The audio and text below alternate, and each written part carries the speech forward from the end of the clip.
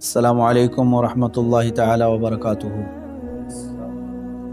الحمد للہ الحنان المنان الذي خلق الانسان وعلمه البیان، والصلاة والسلام علی رسولہ سید الانس والجان وعلی آلہ واصحابہ ذوی الخیر والاحسان، اما بعد فاعوذ باللہ من الشیطان الرجیم، بسم اللہ الرحمن الرحیم۔ انا انزلناه فی لیلۃ القدر وما ادراک ما لیلۃ القدر، لیلۃ القدر خیر من الف شہر، تنزل الملائکۃ والروح فیہا باذن ربہم من کل امر، سلام ہی حتی مطلع الفجر، صدق اللہ مولانا العظیم۔ بارگاہ رسالت مآب صلی اللہ تعالیٰ علیہ وسلم میں درود پاک کا ہدیہ پیش کریں۔ اللہم صلی علی سیدنا و مولانا محمد معدن الجود والکرم وآلہ واصحابہ الکرام وابنہ الکریم وبارک وسلم صلاۃ دائمۃ سرمدا ابدا۔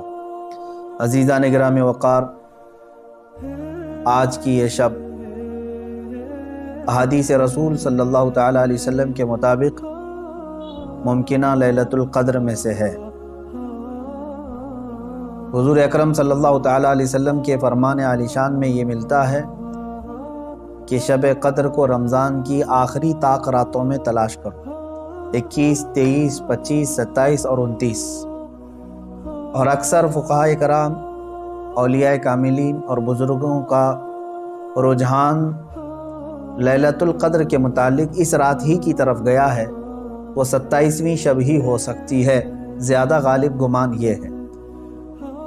اور ہم لیلۃ القدر کو، شب قدر کو اس لیے بھی ڈھونڈتے ہیں کہ اس رات کی فضیلت میں میرے آقا صلی اللہ تعالیٰ علیہ وسلم نے ارشاد فرمایا، اس رات جو بھی مومن بندہ ایمان کے ساتھ کھڑا ہوا اپنے رب تعالیٰ کے حضور، رات میں عبادت کے لیے کھڑا ہوا، توبہ و استغفار کیا، تو حدیث پاک میں اللہ تعالیٰ اس کے پچھلے تمام گناہوں کو معاف فرمائے گا۔ اس لیے لیلۃ القدر کی جستجو میں ہر مومن رہتا ہے کہ اس رات کو اگر اللہ تبارک و تعالیٰ نے معاف کرنا ہے، اس میں میرا بھی نام شامل ہو جائے تو پچھلے سابقہ تمام گناہ معاف کر دیے جائیں۔ اللہ تبارک و تعالیٰ ہمیں لیلۃ القدر کی برکتیں عطا فرمائے اور سابقہ خطاؤں اور گناہوں کو مولا معاف فرمائے۔ میں تمام مومنین سے یہی کہوں گا کہ یہ رات جس کے متعلق قرآن کہتا ہے لیلۃ القدر خیر من الف شہر، یہ ایک شب قدر جو ہے، ایک لیلۃ القدر، ایک رات 1000 مہینوں سے افضل ہے، 1000 مہینوں سے افضل ہے۔ 1000 مہینے کئی سالوں میں ہو جائیں گے، جب آپ اس کو ترتیب دیں گے 1000 مہینے تو کتنے سال بن جائیں گے، تو یہ اتنے سالوں سے بہتر ایک رات ہے۔ یوں سمجھ لو پوری زندگی عبادت کرنا ایک طرف اور لیلۃ القدر کی اس مقدس گھڑی میں عبادت کرنا ایک طرف، اس لیے اس رات کو ضائع ہونے نہ دیں۔ جو لوگ اس رات کو عیش و عشرت میں اور ادھر ادھر بیٹھ کر کے یا پھر گھومنے پھرنے میں، بائک رائڈنگ میں اور لوگوں کے تماشے دیکھنے میں جو گزارتے ہیں، میں سمجھتا ہوں وہ بہت بڑے حرمہ نصیب ہیں۔ انہوں نے اپنی قسمت میں ملی ہوئی اس رات کو اپنے ہاتھوں ضائع کیا، ہلاک کیا۔ اور اسی لیے میرے آقا صلی اللہ تعالیٰ علیہ وسلم کی حدیث بھی ملتی ہے، وہ شخص تباہ و برباد ہو جائے، ہلاک ہو جائے جو رمضان کو پایا مگر اس کی قدر نہیں کیا۔ اب حضور پاک صلی اللہ تعالیٰ علیہ وسلم نے اس کے لیے دعائے ہلاکت فرمائی ہے، تو ایسا بندہ تو ہلاک ہونا ہی ہے، ایسے کو تو برباد ہونا ہی ہے جو رمضان پایا لیکن اس کی قدر نہیں کر سکا۔ تو میرے عزیزو، میں تمام نوجوانوں سے یہی کہوں گا، تمہارے لیے کھیلنے کودنے اور دوسرے کاموں کے لیے اور بھی بہت سارے اوقات ہیں، لیکن اس پاکیزہ وقت کو اس طرح ضائع نہ کرو۔ اور جو دیکھنے میں ملتا ہے، اس رات کو لوگ دوست احباب کے ساتھ نکل پڑتے ہیں، چلو عیش و عشرت کرنا ہے، کچھ گھومنا ہے پھرنا ہے، لوگوں کو پریشان کرنا ہے۔ اب تو حالات لاک ڈاؤن کے ہیں، باہر اگرچہ جانے نہ ملے مگر اپنے نوجوان بچے اپنے ہی محلے میں لوگوں کو، پولیس کو پریشان کرنے کے لیے نکلتے ہیں۔ تو کیا یہ رات اس طرح کے عیاشیوں کے لیے آتی ہے؟ کیا تم اس کو اوروں کی طرح، غیروں کی طرح سمجھتے ہو کہ انٹرٹینمنٹ کی ایک رات ہے، دوسروں کے تہواروں کی طرح رقص کرنا، ناچنا، شراب پینا، معاذ اللہ؟ یہ وہ رات ہے جو تمہارے سابقہ گناہوں کو معاف کرنے کی بشارت لے کر کے آ رہی ہے. تم اس کی طرف توجہ نہیں دیتے. تو پھر ایک بات یہ بھی یاد رکھ لو، تم میں سے کسی کو یہ بات خبر نہیں ہے، کسی کو معلوم نہیں ہے کہ اگلا رمضان تمہاری زندگی میں آئے گا کہ نہیں آئے گا. نہیں معلوم ہے. یہاں تو لاشیں اس طرح سے دیکھنے کو مل رہی ہیں، روزانہ موت کی خبریں اس طرح عام ہو چکی ہیں. تو آپ اندازہ کرو کہ اگر آپ کو اللہ تعالیٰ نے یہ رات عطا کیا ہے تو یہی سوچ کر کے کہ آپ عبادت کرو کہ شاید میری زندگی کی آخری رات ہوگی، یہ لیلۃ القدر شاید میری زندگی میں دوبارہ نہیں ملے گی. جب یہ تصور تمہارے اندر آئے گا تو انشاءاللہ عبادت کا ایک ذوق بھی بڑھ جائے گا، لطف بھی آئے گا، اور اللہ تعالیٰ سے گڑ گڑا کر کے مانگو گے بھی.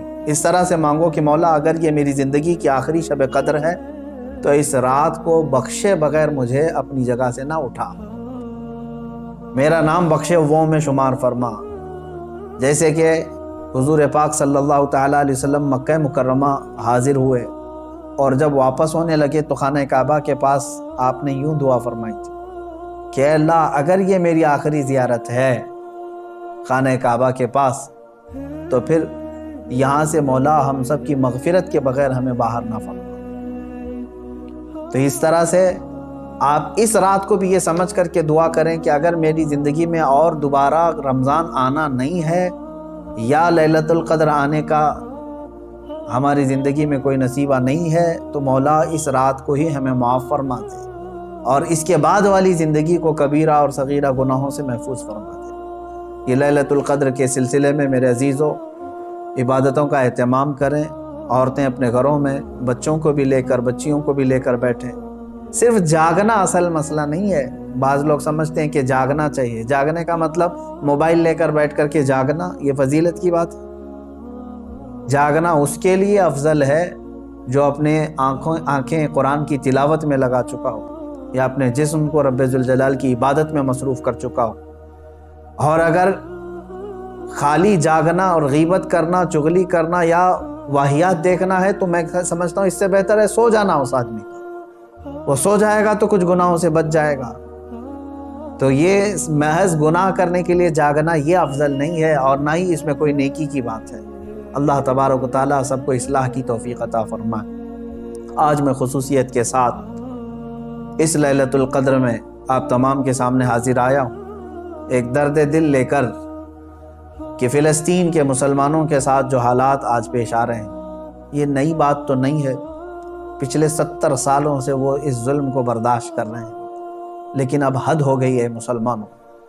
مسجد اقصیٰ میں بیت المقدس میں اسرائیلی پولیس داخل ہو کر اپنے جوتوں سمیت اور گولیوں سے مسلمانوں کو نشانہ بنانا. باضابطہ ہمیں وہاں کی جو خبریں آ رہی ہیں لوگ نماز میں مشغول ہیں، دعاؤں میں مشغول ہیں. کل بڑی رات تھی وہاں پر، کل لیلۃ القدر تھی. شب قدر کے لیے وہاں پر ہزاروں کی تعداد میں لوگ جمع ہیں، بچے بھی ہیں، بوڑھے بھی ہیں، جوان بھی ہیں، عورتیں بھی ہیں. وہ پیچھے آمین کہنے کے لیے آ بھی جاتی ہیں. ان سب کو ان ظالموں نے نشانہ بنایا ہے. مسجد اقصیٰ خون میں نہا رہی ہے. قبلہ اول ہمارا، بیت المقدس ہمارا، آج وہاں خون کی ہولی کھیلی جا رہی ہے. اب مجھے یہاں پر بات صرف اتنی کرنی ہے کہ وہ کہاں گئے سیکولر کے بھوت، وہ کہاں گئے جو انصاف اور امن و امان کی بات کرنے والے، ہیومن رائٹس کی تنظیمیں، کیا ان کے منہ میں گھی لگ گیا ہے؟ کیا ہے آج ان مسلمانوں کے خلاف جو حالات پیدا کیے جا رہے ہیں اسرائیلیوں کی طرف سے، اس پر کوئی آواز نہیں اٹھاتا؟ یہ دہشت گردی نہیں ہے میرے عزیزو. آپ سمجھو پوری دنیا ایک طرفہ دہشت گردی کے لیبل کو صرف مسلمانوں پر چسپاں کرنا چاہتی ہے. ورلڈ کا سب سے بڑا دہشت گرد ہے یہ اسرائیلی حکومت کے انڈر میں. اس طرح کی جو سازشیں ہو رہی ہیں، آپ سوچیں کسی بھی مذہب کے، کسی بھی دھرم کے لوگ جب عبادت میں ہوتے ہیں تو گویا کہ وہ دنیا سے کنارہ ہو کر اپنے اپنے خدا کے پاس جا رہے ہیں. یہی تو ان کا تصور ہوتا ہے.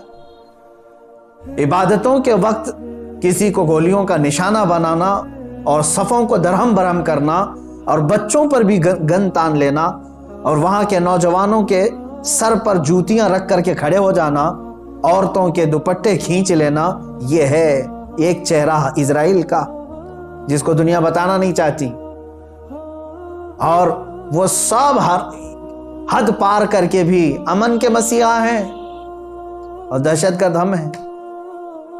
وہ قتل بھی کرتے ہیں تو چرچا نہیں ہوتا، ہم آہ بھی کہتے ہیں تو ہو جاتے ہیں بدنام۔ میرے عزیزو، اب یہ وقت قیامت کے قریب کا ہے۔ آپ دیکھو کہ تمہارا مسیحا ہے کون تمہارے لیے آواز اٹھانے والا ہے۔ تقریباً 57 ممالک اسلامی نام سے جانے جاتے ہیں، ان میں کا کوئی لیڈر سوائے ترکی یا کچھ لوگوں کے؟ یہ سارے اپنی عیاشیوں میں مصروف ہیں۔ فلسطین کے بچوں کو ایک لقمہ کھانا دینے کے لیے بھی سعودی عرب کی حکومت تیار نہیں، امارات تیار نہیں۔ یہ تو اسرائیل کے ساتھ پینگے بڑھا رہے ہیں، اسرائیل کے ساتھ معاہدے کرنے چلے ہیں، اپنی پراپرٹیاں اور اپنے ایئرپورٹ ان کو گروی دینے کے لیے چلے ہیں۔ سمجھنے کی آج ضرورت ہے، جہاں اسلامی ملک ہم سمجھ رہے ہیں، سعودی ہو یا امارات ہو یا بحرین ہو یا قطر ہو، یہ تمام ممالک، ان سب کی نہ جانے کون سی مجبوریاں ہیں، یا ان کے گھروں میں کون سے یہودی آ کر داخل ہو چکے ہیں، یہ واللہ عالم۔ یہ نہ سیریا کے مارے جانے والے مسلمانوں کے لیے بات کرتے ہیں، نہ فلسطین کے نہتے بچوں کے لیے بات کرتے ہیں، نہ یہ برما کے قتل عام پر کوئی بات کرتے ہیں۔ ان کو تو کچھ لینا دینا نہیں ہے امت مصطفیٰ سے، بلکہ یہ الٹا امت کے ان غریب مسلمانوں کو بلیم کرتے ہیں کہ یہ اس طرح دہشت پھیلاتے ہیں۔ ایک وقت آئے گا، دیکھ لینا، ان کی کرسیاں ہلیں گی، وقت آئے گا جب ان کے تاج اچھالے جائیں گے، یہ سب بہت بری موت مارے جائیں گے، اس لیے کہ میں نے پڑھا ہے کفر کی حکومت تو چل سکتی ہے لیکن ظلم کی حکومت نہیں چلے گی، ظلم زیادہ دن تک نہیں چلے گا، یہ صدائے بازگشت ہے، پلٹ کر کے واپس آنا ہے۔ آپ کو پتہ ہے، میں نے دیکھا ہے فلسطین کے بہت سارے لوگوں کو جن حالات میں وہ زندگی گزار رہے ہیں، اللہ کی پناہ، 35 سال 40 سال سے ان کی مارکیٹوں پر کرفیو لگی ہے۔ کرفیو سمجھتے ہیں، ایک دن 2 دن کرفیو لگے تو ہمارے دکانوں پر تالا، اور 40 سال سے کرفیو لگا کر کے رکھے ہیں کچھ مارکیٹس میں، بازاروں میں دکانوں پر جالے لگ چکے ہیں، بہت ساری پراپرٹیاں اور جائیدادیں ہڑپ کر کے اسرائیلی غصب کر کے بیٹھے ہوئے ہیں۔ یہ ساری کی ساری چیزیں بنا ان عرب لیڈروں کی اجازت کے اور ان کی منظوری کے نہیں ہو رہی ہیں۔ یہ سب میں ان لوگوں کی ہمدردیاں شامل ہیں۔ انہوں نے سعودی ہو یا جتنے بھی یہ مسلم کنٹریز ہیں، فلسطین کے بچوں کے خون پر اپنی کرسیاں بچھائے ہوئے ہیں۔ آج ہمیں درد ہوتا ہے اس بات کا میرے عزیزوں کہ اب مسجد اقصیٰ کو بھی انہوں نے پامال کر دیا، مسجد اقصیٰ کے اندر داخل ہو کر کے اپنی گن کو اٹھا لیا اور عبادتوں کی اور صفوں کو وہاں پر درہم برہم کر دیا۔ اب یہ تمہارے سمجھنے کا وقت آ چکا ہے، اب مسلمانوں تمہارے اتحاد کا وقت ہے، لیکن ہم تو یہاں سے آواز اٹھاتے ہیں، جتنا ہو سکے میں بیدار کرنے کے لیے آواز اٹھاتا ہوں، ورنہ رہ رہ کے 100 زخموں کا خیال آتا ہے، کس زخم پر ہم بات کریں آج۔ اسی لیے وہ حالی کا شعر مجھے یاد آتا ہے، رسول پاک کی طرف مخاطب ہو کر کے حالی نے کہا تھا، اے خاص ہے خاصان رسول وقت دعا ہے، امت پہ تیرے وقت عجب آ کے پڑا ہے۔ آج یہی حال تو ہے امت پر، ایسے حالات کہ ہماری بہنیں بہت چیخ رہی ہیں اپنی عزت کے لٹنے پر، ہماری ماؤں کو بے آبرو کیا جا رہا ہے، لیکن ان کی مدد کے لیے اٹھنے والا کوئی شہسوار نظر نہیں آتا۔ مشرق سے مغرب تک، شمال سے جنوب تک ایک چپی اور ایک خاموشی ہے، ایک ایسا سنسان ماحول ہے کہ سب اپنوں میں اور اپنے آپ میں مست ہیں۔ تمہیں معلوم ہے آج ہم افطاری کے لیے بیٹھتے ہیں تو بڑی بڑی نعمتیں کھا لیتے ہیں، ان بچوں کا کیا ہوتا ہے جن کی افطاری کے وقت ان کے باپ اور ماں کی لاشیں سامنے رکھی رہتی ہیں۔ رمضان المبارک ان کا ہر سال اس طرح سے خون میں نہلا دیا جاتا ہے، یہ کون سا انصاف ہے؟ یہ امریکہ جو ہیومن رائٹس کی بات کرتا ہے، دنیا کو انصاف اور جمہوریت دینے کا علمبردار کہلاتا ہے، یہ سب کے سب ان فلسطینیوں کے قتل عام پر خاموشی اختیار کیے ہوں، کہاں ہے وہ اقوام متحدہ، کہاں ہے وہ UN ہے؟ وہاں پر ان چیزوں کی بات نہیں ہوگی۔ ہاں اگر ایک اسرائیلی مارا گیا یا ایک یہودی یا ایک عیسائی مارا گیا تو اس کے لیے تو بوال ہوگا۔ مسلمانوں کا خون سستا ہو چکا ہے، مسلمانوں کا خون بہت عام ہے کہ ان کو کوئی بھی بہا دے۔ اے مسلمانوں، اس لیے آج تمہیں واپس اپنے اسی قدم پر آنے کی ضرورت ہے جہاں پر رسول پاک نے تمہیں چھوڑا تھا۔ میرے آقا صلی اللہ تعالیٰ علیہ وسلم نے جو نقوش ہمیں دیے وہاں پر تمہیں واپس آنے کی ضرورت ہے۔ تم اگر دنیا کی رضامندی کے لیے اپنے آپ کو بیچتے ہو، چند لوگوں کی رضا کے لیے اپنے آپ کو بدلتے ہو، تو یاد رکھنا یہ دنیا کبھی تم سے راضی نہیں ہوگی، کبھی راضی نہیں ہوگی۔ کیوں نہ ہم رسول پاک صلی اللہ تعالیٰ علیہ وسلم کی رضا کے کام کریں، اللہ اور اس کے رسول راضی ہو جائیں، تو پھر ہماری وہ سابقہ قوت لوٹ آئے گی جس قوت سے قیصر و کسریٰ کانپتے تھے۔ وہ ایمانی غیرت واپس لوٹ آئے گی جس سے وقت کا چنگیز خان بھی ہل جاتا تھا، تھر تھر کانپتے تھے۔ وہ ایمانی غیرت اور حمیت واپس آ جائے گی۔ شرط صرف اتنی ہے، ان کنتم مؤمنین، تم سچے نبی کے غلام ہو جاؤ۔ ولا تہینوا ولا تحزنوا وانتم الاعلون، میرے رب کا وعدہ ہے کہ تم غم نہ کرو، پریشان مت ہو، تم بلند ہوگے، لیکن اس کے ساتھ ایک شرط ہے کہ تم نبی کی وفاداری تو کرو، غلامی میں تو آ جاؤ۔ آج فلسطین ہے، اس کے بعد شام ہے، اس کے بعد عراق ہے، اس کے بعد یمن ہے، پھر افغان ہے، برما ہے، یہ سب جگہ مذبح خانہ بنا ہوا ہے۔ جانور بھی اتنے نہیں کاٹے جاتے جتنے وہاں کے انسان کاٹے جاتے ہیں۔ میرے عزیزو، آج کے ان حالات کو دیکھ کر کے مجھے اندازہ ہو رہا ہے اب رب تبارک و تعالیٰ کا یہ قہر ہی تو ہے کورونا۔ جب ظلم بڑھتا ہے تو بلائیں بھی پھیلتی ہیں۔ یہ جتنے ظالم ہیں دیکھ لینا یہ بلاؤں میں گرفتار ہوں گے۔ آج یہ جو حالات پیدا ہوئے ہیں، کثرت سے یہ بیماری کا پھیل جانا اور کثرت سے موتوں کا ہو جانا، آپ کیا سمجھتے ہیں؟ یہ بھی ایک اللہ تعالیٰ کے غضب کی نشانی ہے، یہ اس کے قہر کی نشانی ہے۔ تمہارے پاس لاکھوں کروڑوں بھی ہوں گے، تم بچ نہیں پاؤ گے اس کی پکڑ سے۔ ظلم سے باز آ جاؤ۔ ظلم ایک ایسی چیز ہے جس کو کبھی دنیا نے پسند نہیں کیا، اور ہر ظالم کا انجام بہت سخت ہوا ہے۔ وہ چنگیز خان جس نے لاکھوں کی لاشیں بچھا دی تھی، محض گھوڑے پر بیٹھ کر کے ایک بار اپنے ہاتھ میں کسی چیز کو لے کر کھیل رہا تھا۔ مجھے یاد آتی ہے بات، آج فلسطین کے بچوں کے لیے اب بھی میری امید ہے۔ لوگ یہ کہتے ہوں گے ان کے پاس کچھ نہیں، ارے وہ چھوٹے کنکر اور پتھر سے مقابلہ کر رہے ہیں، سامنے والے پیٹروٹ میزائل لے کر کھڑے۔ اسرائیلیوں کے پاس گن ہیں اور وہ بچوں کی کھوپڑیوں پر لگاتے ہیں، اور دوسری طرف نہتے بچے ہیں۔ لیکن مجھے پھر بھی میرے رب تعالیٰ کی ذات سے یقین ہے، امید نہیں، یقین ہے کہ مولا کریم جس وقت حالات بدلتا ہے تو پھر ان یہودیوں کو دیکھ لینا، ان کو سر چھپانے کے لیے نہ کوئی پتھر ملے گا نہ کوئی درخت ملے گا۔ میرے آقا صلی اللہ تعالیٰ علیہ وسلم کی حدیث ہے، قیامت کے قریب تم دیکھو گے ہر پتھر یہ تمہیں پکار کر کے کہے گا، اے مسلم آ جا ادھر میرے پیچھے، ایک یہودی چھپا اسے قتل کر دے۔ یہ حدیث پاک میں یہ مارے جائیں گے، ان کا بھی انجام برا ہوگا، سخت ہوگا۔ یہ ظلم کا جو ننگا ناچ ناچ رہے، ان کو کیا لگتا ہے کہ ہمیشہ ہی رہیں گے؟ یہ خود چین سے کبھی نہیں رہ سکتے۔ ذلت والے لوگ، انبیاء کا بے حساب قتل کیا جنہوں نے، پوری دنیا کی آج چین و سکون کو غارت کرنے والا یہ اسرائیل کیا سمجھتا ہے کہ ہمیشہ ان کی حکومت قائم ہو جائے؟ میرے رب تبارک و تعالیٰ کا انتقام بہت قریب ہے، بہت قریب ہے۔ میں جو بات عرض کر رہا تھا وہ یہ ہے کہ فلسطین کے بچوں کے لیے اب بھی انشاءاللہ العزیز امید ہے، آئے گی۔ چنگیز خان ظالم تھا، اس نے انسانوں کی کھوپڑی سے مینار بنانے کا بھی حکم دے دیا تھا۔ اتنے قتل کرتے تھے، جس راستے سے وہ گزرتے پورے گاؤں کو جلا کے چلے جاتے تھے، کوئی نشانی نہیں رکھتے تھے۔ منگولیا کے رہنے والے یہ چنگیز خان نے ایک وقت ایسا آیا کہ تقریباً کئی 100 لوگوں کو، مسلمان بھی تھے اس میں اور دوسرے بھی تھے، قید کر کے لایا اور کھڑا کر دیا۔ قتل عام کا حکم تھا، 3 صفیں لگی ہوئی تھی، اس میں علماء تھے اکثر، ایک بڑی عمر کے بزرگ بھی اس میں کھڑے تھے۔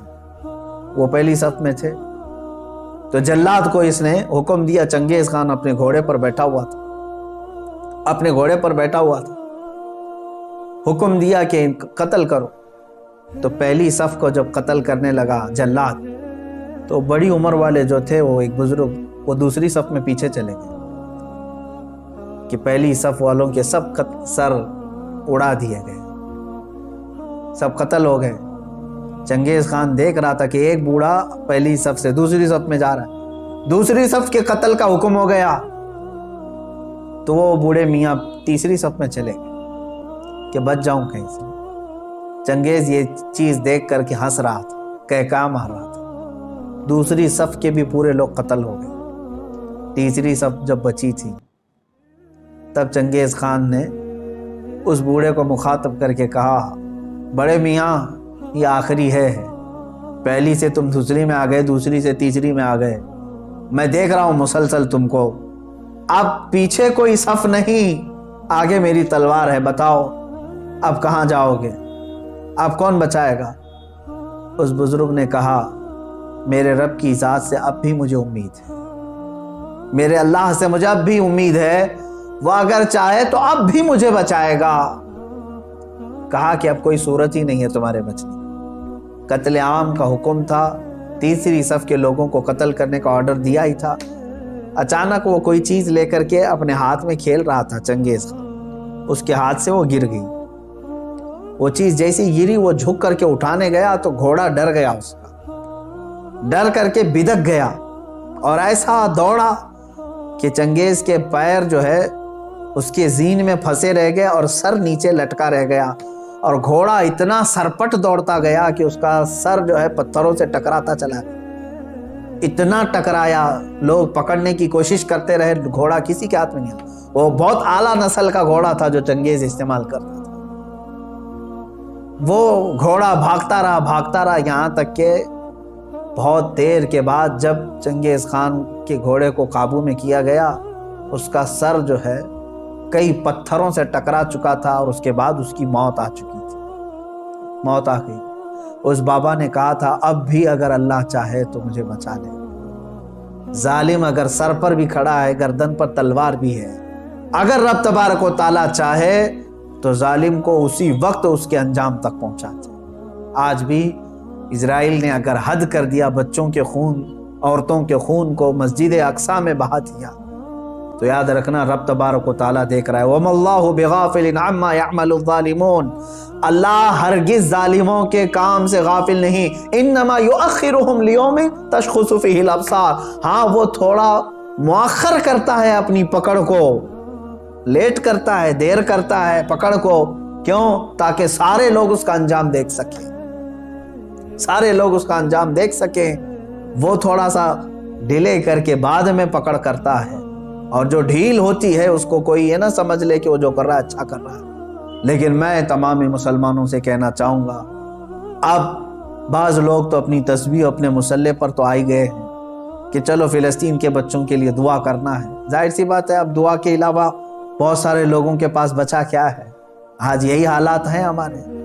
لیکن ساتھ میں نوجوانوں سے کہنا چاہوں گا، اٹھو وہ گر نہ حشر نہ ہوگا پھر کبھی، دوڑو کے زمانہ چال اپنی چل گیا، جو چنگاری وہاں پر، جو آگ وہاں پر لگی ہے اس کی چنگاریاں تمہارے گھر میں آنے پر دیر نہیں لگے گی، یاد رکھنا۔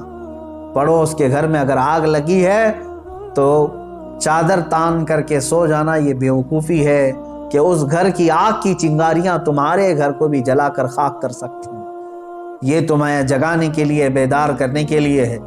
جہاں جہاں تم ظلم کی یہ تمام داستانیں سن رہے ہو، وہ چنگاریاں تمہارے گھر سے بہت قریب ہیں، تمہارے گھروں کو خاکستر کرنے کے بھی منصوبے بنائے جا چکے ہیں۔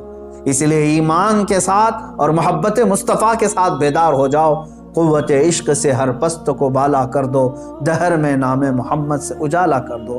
مولا کریم اے رب رحیم، اے غفور و رحیم مولا، آج کی اس مقدس رات ہم تیرے دربار میں دعا کرتے ہیں، اے رب ذوالجلال تو رحم اور کرم فرما دے، امت مصطفیٰ پر کرم فرما دے۔ اے اللہ تیرے دربار میں ہم ہاتھ پھیلائے ہیں، فلسطین کے نہتے بچوں پر تو رحم فرما دے۔ اے اللہ رمضان کا پاکیزہ مہینہ ہے، اے کریم خدا رمضان میں لوگ روزے سے رہتے ہیں، دن بھر بھوکے رہتے ہیں۔ اے کریم خدا، اسرائیلی یہودی ظالم جنہوں نے ان کی افطاری سے قبل ان کو خون میں نہلا دیا یا ان کے رات کی تراویح میں ان کو خون سے نہلا دیا ہے، مولا تو کریم ہے، تو رؤوف و رحیم ہے، عزیز ذو انتقام ہے، ان ظالموں کو کیفر کردار تک پہنچا دے، ان کو تہس نہس فرما دے، اسلام و سنیت کا بول بالا فرما، کفر و شرک کا منہ کالا فرما، جتنے برے منصوبے اسلام اور مسلمانوں کے خلاف بنائے جاتے ہیں مولا سب کو تو خاک میں ملا دے۔ اے رب ذوالجلال احسن الخالقین، ہم سب کے تمام پچھلے سابقہ گناہوں کو معاف فرما دے، نیک اور اچھی زندگی عطا فرما دے، تیرے حبیب پاک صلی اللہ تعالیٰ علیہ وسلم کی سچی پکی عقیدت و محبت نصیب فرما، لیلۃ القدر کی برکت سے مولا ہم سب کی مغفرت فرما، جتنے لوگوں نے مجھے دعا کی درخواستیں کی ہیں سب کی جائز مرادیں پوری فرما، ہماری ماؤں بہنوں بچیوں بیٹیوں بہوؤں سب کی عزت و آبرو کی حفاظت فرما، جو بے اولاد ہیں انہیں صالح اولاد عطا فرما، جو بے روزگار ہیں انہیں حلال روزیاں عطا فرما، جو مقروض ہیں ان کے قرضوں میں آسانیاں عطا فرما۔ اے رب ذوالجلال، جو جس پریشانی میں مبتلا ہے تو بہتر جانتا ہے، تو علیم و خبیر ہے، مولا سب کی پریشانیوں کو دور فرما دے، مولا ہماری نسلوں میں قیامت تک عاشقان مصطفیٰ پیدا فرما، ہماری اولاد کو ہماری نسلوں کو گستاخان رسول سے بچا لے۔